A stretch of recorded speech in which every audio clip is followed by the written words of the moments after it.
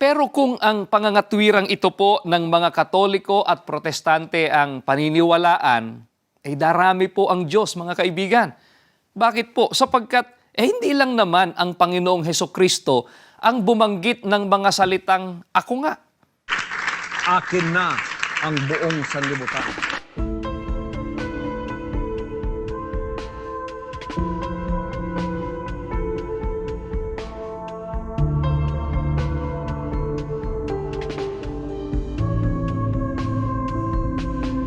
Inutil! Tarantado!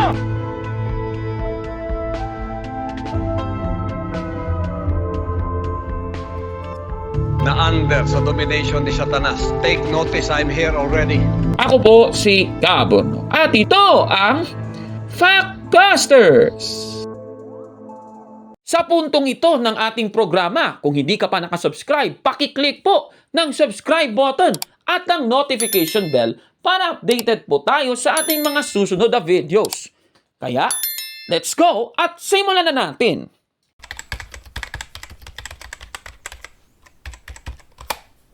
Magandang araw mga kapatid and welcome na naman sa isang episode ng Factbusters PH. Babasahin muna natin yung tanong ni Wang Yu mula po sa ating Facebook page, Factbusters PH. Kapatid na Kaburnok, request ko sana na sagutin ang video ng Iglesia ni Cristo ni Manalo. Tapos nag-send po siya ng link. At yan po yung sasagutin natin mamaya mga kapatid.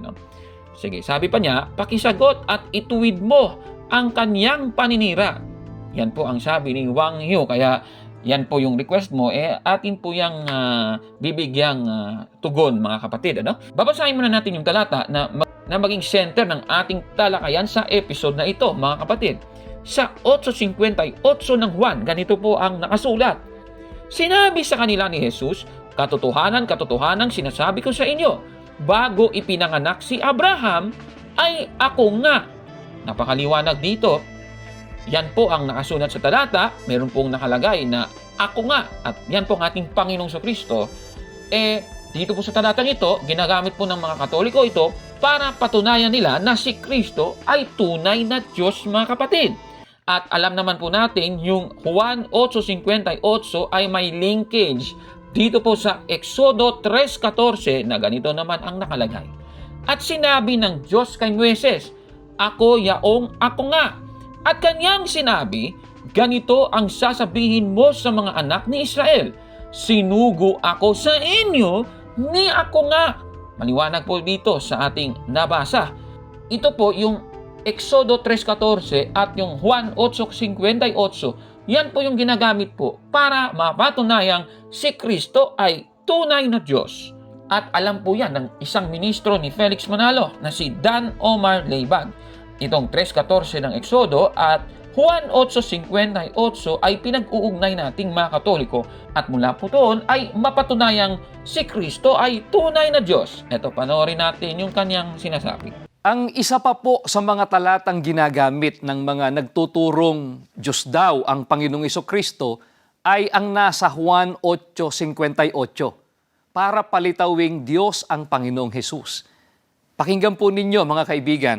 Babasahin po namin ang nilalaman ng talatang nabanggit, Juan 8:58. Sinabi sa kanila ni Jesus, katotohanan, katotohanang sinasabi ko sa inyo, bago ipinanganak si Abraham, ay ako nga. Mga kaibigan, ang talatang ito po ay iniuugnay ng mga tagapagturong Katoliko at Protestante sa sinabi ng Panginoong Diyos sa Exodo 3:14 na ganito naman po ang ating mababasang nakasulat. At sinabi ng Diyos kay Moises, ako yaong ako nga. At kanyang sinabi, ganito ang sasabihin mo sa mga anak ni Israel, sinugo ako sa inyo ni ako nga. Mga kaibigan, iniuugnay po ng mga tagapagturong Katoliko at Protestante ang sinabi ng Panginoong Hesus sa Juan 8:58 na bago ipinanganak si Abraham ay ako nga. Sa sinabi ng Panginoong Diyos kay Moises sa Exodo 3:14 na ako nga. Itinatanim po nila sa isip ng mga nakikinig sa kanila na ang ating Panginoong Hesukristo ang Diyos na kausap ni Moises noon sa bundok ng Horeb. Ngayon, ano naman ang kanyang pagtutol sa mga sinasabing ito ng mga Katoliko na naniniwalang Diyos ang ating Panginoong Kristo base po sa Juan 8:58? Ito, panoorin natin siya mga kababayan. Pero kung ang pangangatwirang ito po ng mga Katoliko at Protestante ang paniniwalaan, ay darami po ang Diyos, mga kaibigan. Bakit po? Sapagkat hindi lang naman ang Panginoong Hesukristo ang bumanggit ng mga salitang ako nga. Halimbawa po, ang bulag na pinagaling ng ating Panginoong Hesukristo. Gaya po ng mababasa natin dito po sa Juan 9:1, 8 hanggang 9, ganito po ang nakasulat. At sa pagdaraan niya ay nakita niya ang isang lalaking bulag mula sa kanyang kapanganakan. Ang mga kapitbahay nga at ang nangakakita sa kanya ng una na siya'y pulubi ay nangagsabi, hindi baga ito ang nauupo at nagpapalimos? Sinabi ng mga iba, siya nga. Sinabi ng mga iba, hindi, kundi nakakamukha niya. Sinabi niya, ako nga. Hindi lamang po ang bulag, maging ang anghel na nakausap ng asawa ni Manoah ay nagsabi rin ng mga katagang, ako nga. Pakinggan po ninyo. Babasahin po namin dito po sa Hukom 13:11 at 13. At bumangon si Manoah at sumunod sa kanyang asawa at naparoon sa lalaki at sinabi sa kanya, ikaw ba ang lalaki na nagsalita sa babaeng ito? At kanyang sinabi, ako nga. At sinabi ng anghel ng Panginoon kay Manoah, sa lahat ng aking sinabi sa babae ay mag-ingat siya. Mga kaibigan, narinig po ninyo ang mga pahayag ng mga banal na kasulatan. Matatanggap po ba ng matino ninyong pag-iisip na paniwalaang mga Diyos din po ang bulag na pinagaling at ang anghel na isinugo ng Panginoong Diyos kina Manoah dahil sinabi nila ang mga katagang, ako nga. Alam po namin na yan ay kayang-kaya po ninyong sagutin. Ay, ganun ba? O sige, tignan natin yan. Ayon po kay Dan Omar Leibag, kung maniniwalaan nating Diyos ang ating Panginoong Kristo sa Juan 8:58, lalabas, dadami pala ang kikilalaning tunay na Diyos. At isa sa mga kikilalanin daw ay yung lalaking bulag sa Juan 9:1 na nagsabing, ako nga sa versikulo 8 hanggang 9. Pagkatapos ay itong si Manoah na nagsabing, ako nga sa anghel sa Hukom 13:11. At napatunayan din natin na sa versikulo 13 na ito pong sinabi ni Manoah na ito ay sinabi niya sa anghel ng Panginoon. At mula po dito sa kanyang sinabi, yan po yung naging conclusion niya. Lalabas daw, dadami pala ang kikilalaning tunay na Diyos. Tanong, totoo ba ang ganyang mga pahayag, mga kapatid? Balikan natin yung Juan 8:58. Sabi ni Kristo, bago ipinanganak si Abraham, ay ako nga. Ibig sabihin, yung ako nga dito na sinabi ni Kristo, siya na bago ipinanganak si Abraham, mga kababayan. Ang mga nagsasalita ng ako nga sa kanyang ibinigay na Hukom 13:11 at Juan 9:1, talatang 8 hanggang 9, ay existido na pagkamatay ni Abraham. Si Kristo, hindi po. Si Kristo, ako nga, si Kristo, bago ipinanganak si Abraham. Klarong-klaro yung pagkakaiba, mga kababayan. Tanong, si Kristo ba ay existido na bago pa man nabuhay si Abraham? Kasi yun yung lumalabas dun sa talata yung Juan 8:58. Basahin natin. Sa Biblia, Juan 17:5, ganito po ang ating mababasa. Kaya ngayon, Ama, sa iyong harapan ay luwalhatiin mo ako ng kaluwalhatiang taglay ko noong ako'y kasama mo bago pa man nagkaroon ng sanlibutan. Napakaliwanag. Ang Diyos Ama kasama na po ni Kristo bago man nagkaroon ng sanlibutan. Mga kababayan, ibig sabihin, mula po sa ating nabasa, si Kristo po existido na bago pa man nabuhay si Abraham. Kaya itong pahayag na ito ni Dan Omar Leibag. Mga kaibigan, narinig po ninyo. ang mga pahayag ng mga banal na kasulatan. Matatanggap po ba ng matino ninyong pag-iisip na paniwalaang mga Diyos din po ang bulag na pinagaling at ang anghel na isinugo ng Panginoong Diyos kina Manoah dahil sinabi nila ang mga katagang, "Ako nga"? Alam po namin na yan ay kayang-kaya po ninyong sagutin. Napakapalpak. Busted! Yan! Mali! Naku, mali po yan. Alam naman niya na ang ako nga na tinutukoy sa 1:8:58 ay tumutukoy po sa ako nga bago pa naging existido si Abraham sa sanlibutan. May palusot naman siya dyan eh. Ito, panoorin niyo yung palusot niya, mga kapatid. Ikakatwiran po ng mga tagapagturong Katoliko at Protestante ang ganito. Iba ang kay Jesus dahil sinabi niya na bago si Abraham ay ako nga. Pinalilitaw nila na existido na ang Panginoong Hesukristo bago pa isinilang si Abraham. Mga kaibigan, ano po ang katunayang maling pagpapakahulugan ito sa talata? Sapagkat ang Panginoong Hesukristo po ay tinatawag ng binhi ni Abraham. Yan po ay mababasa nating nakasulat sa Galatia 3 sa talatang 16. Ngayon kay Abraham nga sinabi ang mga pangako at sa kanyang binhi, hindi sinasabi ng Diyos at sa mga binhi na gaya baga sa marami, kundi gaya sa iisa lamang at sa iyong binhi na si Kristo.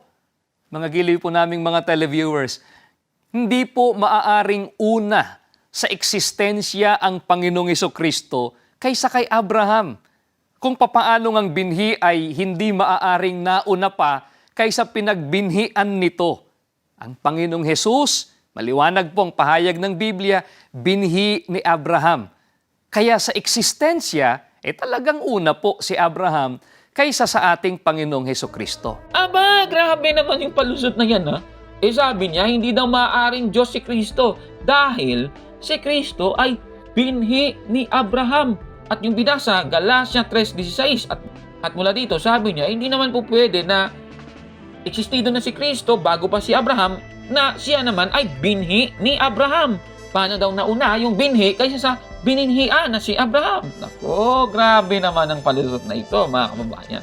Tanong, totoo ba yung kanyang mga pahayag na ito? Susuriin natin, mga kababayan. Hermeneutics ang ating gagamitin, contextual analysis. Babasahin natin yung previous verse, Galatia 3:15. Ganito po ang ating mababasa hanggang 16, isasali ko na rin sa pagbasa. Mga kapatid, nagsasalita ako ayon sa kaugalian ng mga tao, bagamat ang pakikipagtipan ay gawa lamang ng tao. Gayunman pagka pinagtibay, sino man ay hindi makapagpapawalang kabuluhan o makapagdaragdag man. Ngayon kay Abraham nga, sinabi ang mga pangako at sa kanyang binhi. Hindi sinasabi ng Diyos at sa mga binhi na gaya baga sa marami, kundi gaya sa iisa lamang at sa iyong binhi na si Kristo. Maliwanag po sa ating mga nabasang talata. Base pala sa konteksto, tungkol po sa Kristo bilang isang tao. Kasi nga, yung binhi ni Abraham na akala daw ng iba na tao na marami. At sa mga binhi na gaya baga sa marami. Yung maraming tinutukoy dyan, mga tao po yan. Alangan namang Diyos. Naku, ito talagang si Dan Omar Leibag, palpak hermeneutics, mga kapatid. Yung tinutukoy dito, si Kristo na tunay na tao. Yan yung tinutukoy. Pero si Kristo, hindi lang po tunay na tao siya. Diyos din siya, mga kababayan. Naku, palpak po talaga. Ayan nasa Biblia. Bagamat ang pakikipagtipan ay gawa lamang ng tao. Hindi naman sinabi na gawa lamang ng Diyos. Naku. Nasa Biblia po yan, itong sinasabi niya. Ang Diyos ko ay nakipagtipan sa tao. Sa tao. Genesis 13:15. Mga kababayan, ayan sapagkat ang buong lupaing iyong natatanaw ay ibibigay ko sa iyo. Yan po yung pangako ng Diyos Ama kay Abraham, mga kababayan. Yung binhi pala na tinutukoy dito, yung binhi na yung kalikasan nila ay tao.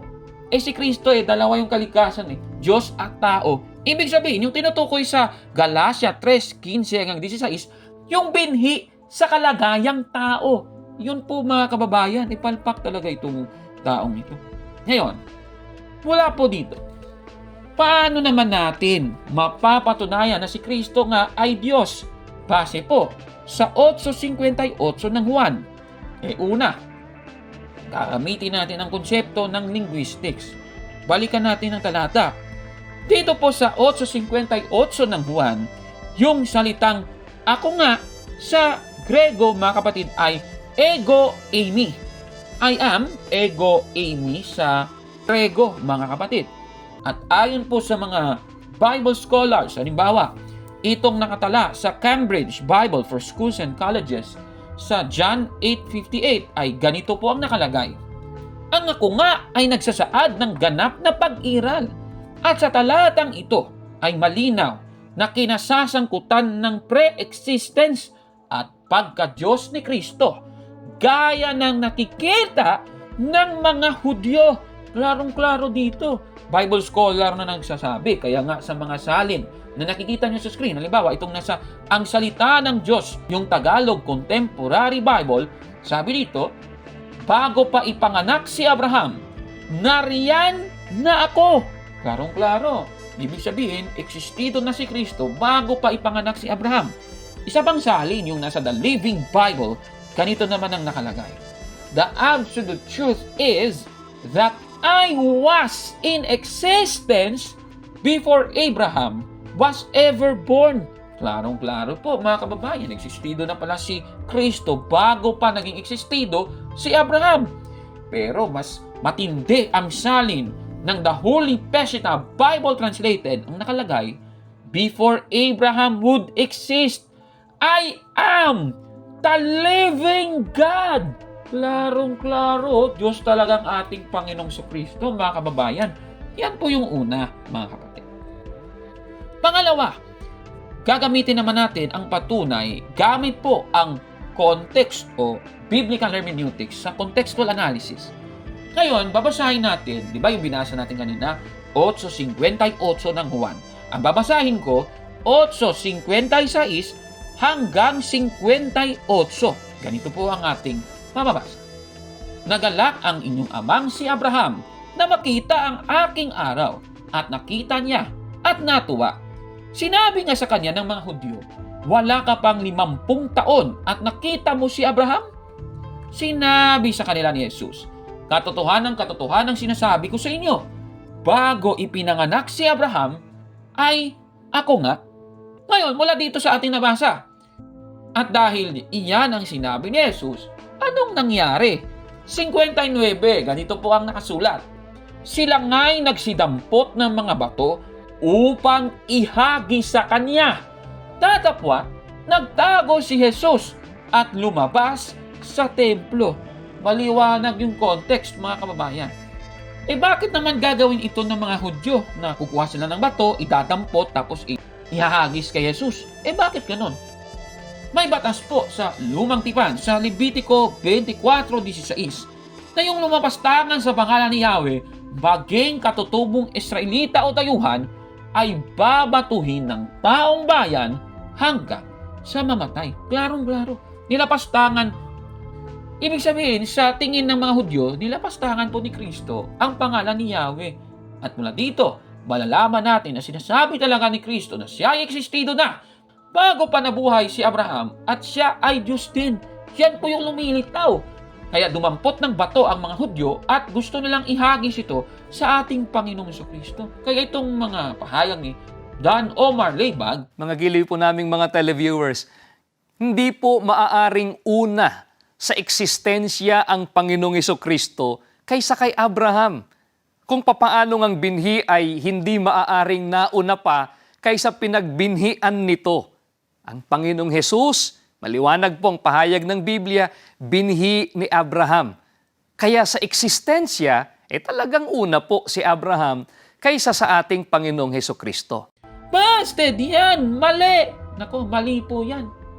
Sa puntong ito ng ating episode, mga kapatid, ay may isang pananaw akong gustong ibahagi sa inyo na siyang theological opinion ng karamihan ng mga church fathers, mga kababayan, katulad ni Saint Irenaeus of Lyons, nakikita niyo po sa screen, ni Saint Ambrose of Milan, at ng iba pang mga church fathers. Ayon nga dito sa Haydock's Catholic Bible Commentary, mga kababayan, ay marami po sa kanila ang naniniwala sa nasabing theological opinion na ito. At ito po ang listahan ng mga aklat na kanilang ginawa para sabihin na ito yung kanilang posisyon sa nasabing ilalatag ko mamaya, no? Para maintindihan po ninyo yung aking tinutukoy na theological opinion, ay babalikan muna natin ang kasaysayan ng Biblia kung saan nabuhay si Abraham at kanya pong inialay si Isaac. Basahin po natin ang Genesis 22:10 hanggang 11, ganito po ang nakasulat. At iniunat ni Abraham ang kanyang kamay at hinawakan ang sundang upang patayin ang kanyang anak. At tinawag siya ng anghel ng Panginoon mula sa langit at sinabi, Abraham, Abraham, at kanyang sinabi, narito ako. Dito po sa ating nabasa, mayroon pong binabanggit na anghel ng Panginoon. Siya po, itong anghel ng Panginoon, ay meron po siyang sinabi. Yung tinig niya ay nagmula po sa langit, mga kababayan. Ano ba ang sinabi ng anghel ng Panginoon kay Abraham? Basahin natin sa versikulo 12. At sa kaniya'y sinabi, huwag mong buhatin ang iyong kamay sa bata, o gawan man siya ng anuman, sapagkat talastas ko ngayon na ikaw ay natatakot sa Diyos, sa paraang hindi mo itinanggi sa akin ang iyong anak, ang iyong bugtong na anak. Klarong-klaro, mga kababayan, dito po sa ating nabasa, ang anghel ng Panginoon pala yung nagbigay ng pagsubok kay Abraham. Kasi sabi dito, sa paraang hindi mo itinanggi sa akin. Yung akin, saan ba tumutukoy yun? Di sa anghel ng Panginoon, dun po sa versikulo 11. Ngunit, ang anghel ng Panginoon na tinutukoy sa ating mga binasa kanina ay Diyos pala ito, mga kababayan. At mapapatunayan natin yan kung itataas natin sa versikulo 1. Sino ba yung sumubok kay Abraham? Basahin natin. At nangyari pagkatapos ng mga bagay na ito, na sinubok ng Diyos si Abraham. At sa kanya'y sinabi, Abraham, at sinabi niya, narito ako. Klarong-klaro, mga kababayan. Mula po dito sa ating nabasa, mga kababayan, yung anghel ng Panginoon pala ay Diyos, mga kababayan. Ngayon, baka sasabihin niyo, Diyos Ama yung anghel ng Panginoon. Isusuri natin ng konti. Iba po yung persona ng Diyos Ama, iba din yung persona ng anghel ng Panginoon. Mapapatunayan natin yan sa versikulo 12. Papakita ko po sa inyo. Kasi sabi dito, sapagkat talastas ko ngayon. Sino ba yung nagsasalita dito? Di ba yung anghel ng Panginoon? Sabi dito, sapagkat talastas ko ngayon na ikaw ay natatakot sa Diyos. Ibig sabihin, itong anghel ng Panginoon, meron palang Diyos. O di ba? Pero, mga kababayan, yung anghel ng Panginoon ay tinawag ding Diyos, mga kapatid. Di ba? Kakaiba? Kasi ganito po yun. Ganito po yung tinatawag nating theological opinion ng mga church fathers. At sana ay mapansin nyo nito. Sa lumang tipan kasi, yung Panginoon, tumutukoy po yun sa Diyos Ama sa bagong tipan.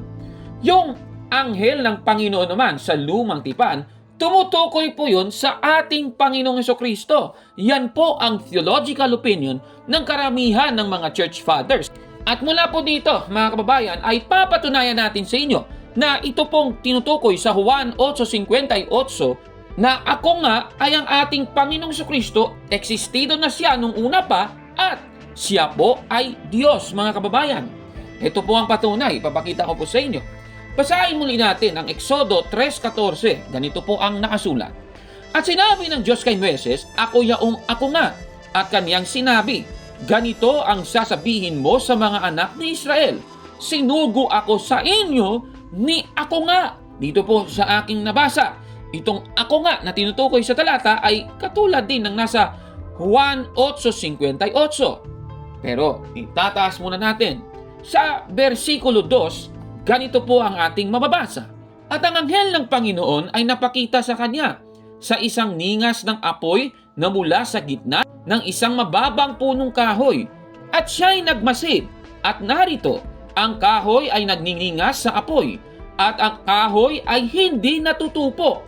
Dito po sa ating nagbasa, ang nagpakita po kay Moises ay ang anghel ng Panginoon. Uulitin ko po, anghel ng Panginoon po yung nagpakita kay Moises. So, eto, susundan natin ang pagbasa, mga kababayan. Ngayon, itong anghel ng Panginoon na nagpakita kay Moises, ano ang tawag sa kanya? Sa versikulo 4, ibababa po natin, ganito po ang nakasulat.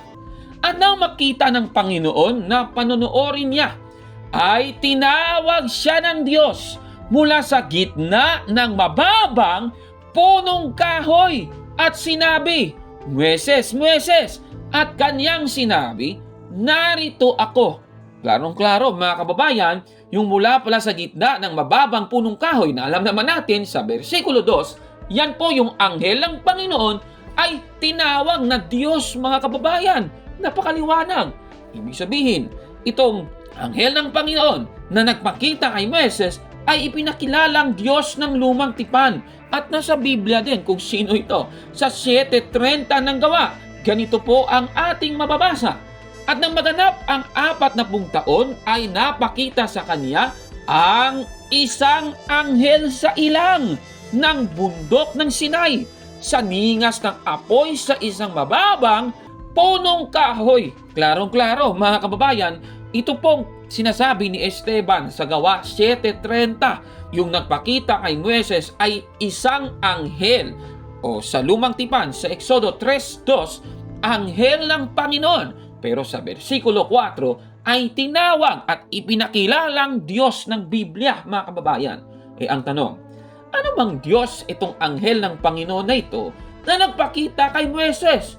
Basahin naman natin sa versikulo 16, ganito po ang ating mababasa. Yumaon ka at tipunin mo ang mga matanda sa Israel at sabihin mo sa kanila, ang Panginoon, ang Diyos ng inyong mga magulang, ang Diyos ni Abraham, ni Isaac at ni Jacob, ay napakita sa akin na nagsasabi, tunay na kayo'y aking dinalaw at aking nakita ang ginagawa sa inyo sa Ehipto. Maliwanag, mga kababayan, ang ating nabasang ito. Ito palang Diyos ni Abraham, Diyos ni Isaac at ni Jacob na nagpakita po kay Moises ay Panginoon at Diyos ng inyong mga magulang. Maliwanag. Ibig sabihin, ito po yung magpapatunay na ang anghel ng Panginoon ay Diyos din, mga kababayan. Kaya itong Exodo 3:14, yung nagsabing, ako nga, na nagpakita kay Moises na siyang anghel ng Panginoon, yan po ay Diyos, mga kababayan. At mula dito ay mapapatunayan natin ang tinutukoy na ako nga sa Juan 8:58 at sa Exodo 3:14 na siyang anghel ng Panginoon ay walang iba kundi ang ating Panginoong Hesukristo na siyang pananaw ng mga church fathers ng Iglesia Katolika. Pero hindi po yan opisyal na aral. Uulitin ko po, hindi po ito ang opisyal na aral ng Iglesia Katolika. Ito po lamang ay theological opinion ng mga church fathers. Kasi yung stand talaga ng Iglesia Katolika tungkol dito, anghel ng Panginoon, mga kababayan, sa Exodo 3:2 na nagpakita kay Moises, yung kabanalan ng anghel ng Panginoon ay na kay Kristo na mababasa naman natin sa Juan 8:58. At yan po ay Diyos, mga kababayan. Kaya si Kristo ay tunay na Diyos, mga kapatid. Yan po ang ating sagot sa tanong ni Wang Yu, mga kababayan. Maraming salamat sa iyong request at huwag kang mag-alala, kaibigan, dahil may ikalawang yugto po itong video na ito, mga kababayan. Anong masasabi niyo sa ating episode ngayon? Comment down below, mga kababayan. At kung like mo ang video na ito, paki-smash ng like button at mag-subscribe na sa ating YouTube channel, Factbusters PH. Kaya, huwag maniwala sa sabi-sabi. Check mo na kung fact nga talaga. Hanggang sa susunod na episode, ako po si Caborno at ito ang Factbusters. I am Catholic. I